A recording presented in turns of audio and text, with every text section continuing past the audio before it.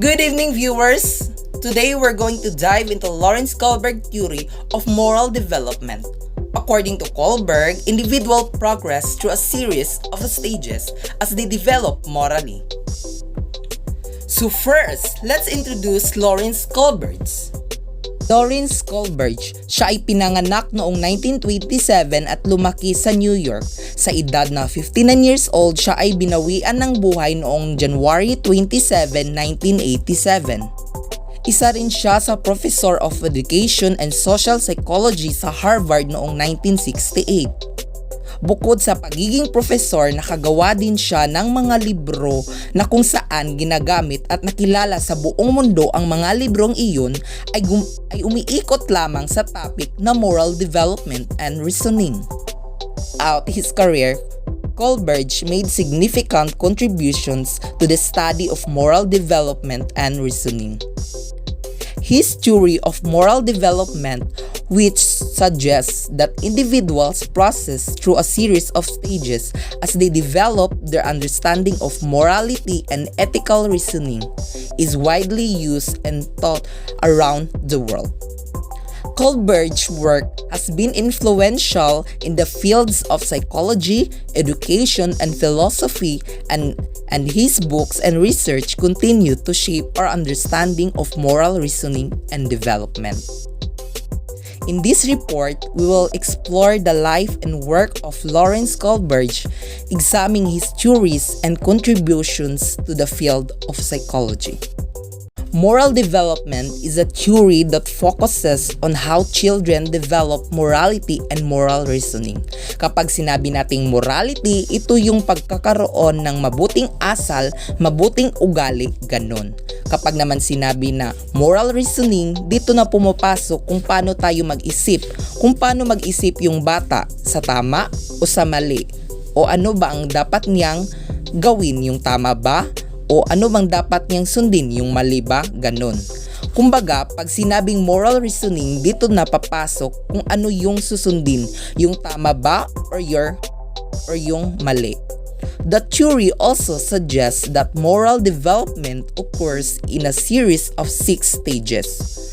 Sa talakayan natin ngayon, mayroong 3 levels, yun yung pre-conventional level, conventional level, and post-conventional level. Doon sa mga level na yun is mayroong tig 2 stages, so bali magiging 6 stages kasi meron tayong 3 levels. The theory also suggests that moral logic is primarily focused on seeking and maintaining justice. Dito naman sa next slide, makikita na natin yung sinasabi kong stages of moral development. Kohlberg's theory is broken down into 3 primary levels. At each level of moral development, there are 2 stages. Katulad ko sinabi kanina na dito sa moral development, mayroong 3 levels at under nun is mayroong tig 2 stages. Yung pre-conventional, yun yung unang stages na under sa kanya is about punishment, obedience orientation, and instrumental relativist orientation. Yung pangalawang level na under din ng moral development ay tinatawag na conventional level. Dito naka-under dito ang interpersonal concordance orientation and authority social order maintaining orientation. Yung last level na under ng moral development tinatawag na post-conventional level. Ang under naman ito ay social contract legalistic orientation and universal ethical principle orientation. Similar to how Piaget believed that not all people reach the highest level of cognitive development, Kohlberg believed that everyone progresses to highest stages of moral development. Sinabi naman dito na katulad ng paniniwala ni Jane Piaget na hindi daw lahat ng tao is nakaka-reach ng highest level sa cognitive development. Ang pinakamataas na level ng cognitive development ay tinatawag na formal operational stage. So, kang Kohlberg naniniwala din siya na hindi lahat ng tao is nakakarating din sa higher stages, which is the post-conventional level. So dito naman sa slide, makikita na natin yung kanina pa nating inuulit na level of moral development. Yung level 1 tinatawag na pre-conventional morality, ages 4 to 10. They obey rules to avoid punishment or reap rewards, or they act out of self-interest. Level 2 tinatawag na conventional morality, ages 10 to 13 or beyond. Concern about being good, pleasing others, and maintaining the social order. Sa level 3, tinatawag na post-conventional morality, early adolescence, or not until young adulthood, or never. People recognize conflicts between a moral standards and make their own judgment on the basis of principle of right, fairness, and justice. Dito, bibigyan ko muna ng maikling description ang bawat level.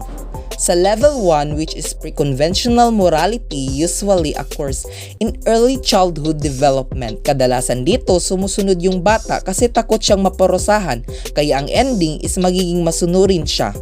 Yung pangalawang level ay tinatawag siyang conventional morality. And dito sa level na to, nangyayari siya between middle school kung ikukumpara natin yung level 2, which is yung conventional morality sa level 1. Diba pag level 1, sumusunod lang yung bata kasi takot siyang maparusahan. Kapag nasa level 2 na, sumusunod na siya kasi alam na niya yung batas at mga rules na itinalaga ng gobyerno or pamahalaan.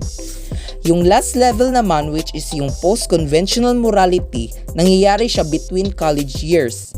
And sinasabi na idea or based on principle, katulad nung dinikas natin about environment principle.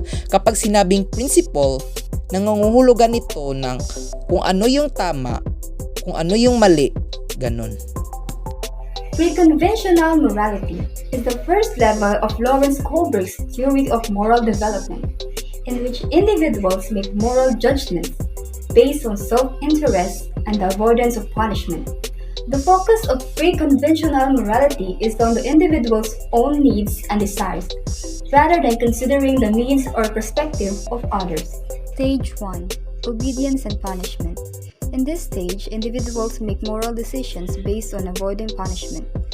They obey rules to avoid negative consequences, such as physical punishment, loss of privileges, or social disapproval. For example, a child may avoid stealing a toy from their friend because they fear punishment from their parents, or because they don't want to be seen as a bad child. Stage 2. Individualism and exchange. In this stage, individuals make moral decisions based on their own self-interest and personal gain. They seek to satisfy their own needs and desires, without necessarily considering the needs or perspectives of others. For example, a person may cheat on a test if they believe they can get away with it, and if it benefits them, without considering the impact on others who are competing for the same grade. Conventional morality is the second level of Lawrence Kohlberg's theory of moral development, in which individuals make moral judgments based on societal norms, rules, and expectations. The focus of conventional morality is on maintaining social order and following established rules, rather than considering individual values or principles. Stage 3. Good interpersonal relationships. In this stage, individuals make moral decisions based on their desire to be seen as a good person in the eyes of others. They seek to please and gain approval from others by following societal norms and expectations. For example, a teenager may refrain from cheating on a test because they don't want to disappoint their parents or damage their reputation as a good student. Stage 4. Maintaining social order. In this stage, individuals make moral decisions based on their belief in the importance of following laws and social rules to maintain social order and avoid punishment. They are concerned with upholding authority and respecting rules, even if they don't agree with them personally. For example, a person may pay their taxes even if they disagree with how the government uses their money, because they believe it is their civic duty to contribute to society. Post-conventional morality. the third and final level of Lawrence Kohlberg's theory of moral development, in which individuals make moral judgments based on their own internal principles and values, rather than solely on societal norms and rules. The focus of post-conventional morality is on justice, equality, and individual rights. Stage 5. Social contract and individual rights. In this stage, individuals recognize the importance of societal rules and laws, but they also understand that they can be changed through a democratic process. They believe in the value of individual rights and recognize that some laws may be unjust and should be changed. For example, a person may support protests against a discriminatory law or policy, even if it goes against the current societal norm. Stage 6. Universal principles. In this stage, individuals make moral decisions based on universal principles and ethical values that transcend societal norms and laws. They are guided by their own conscience and internal sense of justice, rather than external rules or expectations. For example, a person may engage in civil disobedience, protest, or unjust law, even if it means breaking the law and facing punishment. Moral development. Kohlberg believed that only a relatively small percentage of people ever reach the post-conventional stages, around 10 to 15%. One analysis found that stages 1 of 4 could be seen as universal in population throughout the world. The 5th and the 6th stages were extremely rare in all population. Gender bias. Kohlberg's critics, including Carol Gilligan, have suggested that Kohlberg's theory was gender biased, since all of the subjects in his sample were male. Kohlberg believed that women tended to remain at the third level of moral development because they place a stronger emphasis on things such as social relationship and the welfare of others. There have also been criticism of the methods used to access moral reasoning, Kohlberg's theory. The theory relies on the use of moral dilemma, which may not accurately reflects how people make moral decisions in real-life situations.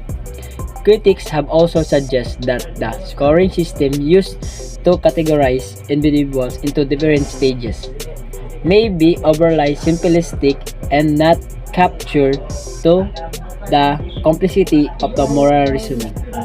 Cultural bias. Individualist culture emphasizes personal rights, while collectivist culture stresses the importance of society and community. Eastern collectivist culture may have different moral outlooks that Kohlberg's theory does not take into account. Overemphasize justice. Critics have pointed out that Kohlberg's theory of moral development overemphasizes the concept of justice when making moral choices. Factors such as compassion, caring, and other interpersonal feelings may play an important part in moral reasoning. Age bias. Most of his subjects were children under the age of 16 who obviously had no experience with marriage. The Haynes dilemma may have been too abstract for these children to understand, and a scenario more applicable to their everyday concerns might have led up to different results. Moral reasoning does not equal moral behavior. Kohlberg's theory is concerned with moral thinking, but there is a big difference between knowing what we ought to do versus our actual actions. Moral reasoning therefore may not lead to moral behavior. Another criticism of Kohlberg's theory is that it may be age bias, as it was primarily based on research conducted with children and adolescents. Some researchers have suggested that moral development may continue throughout adulthood, and that the stages proposed by Kohlberg may not accurately reflect the moral reasoning of adults. Additionally, the use of hypothetical moral dilemmas may not fully capture the complexity of moral decision making in real life situations. Similarly, an individual may have a strong moral code and be able to reason through complex moral dilemmas, but still engage in immoral behavior due to factors such as social pressure, personal biases, or other situational factors that make it difficult to act and accordance with their moral beliefs.